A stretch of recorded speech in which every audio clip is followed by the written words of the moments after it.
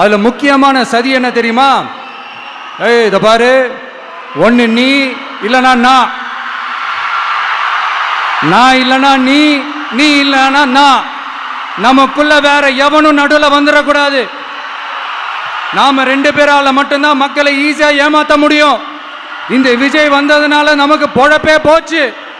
மக்கள் வேற அவனை தான் நம்புறாங்க. நாம வெளியே அடிச்சுக்கிற மாதிரி அடிச்சுக்கிட்டாலும் உள்ள நம்மளுடைய டீலிங் பக்காவா இருக்கணும். மக்களோட ஃபீலிங்ஸை பத்திலாம் நமக்கு கவலை இல்லை, நமக்கு டீலிங் தான் முக்கியம்.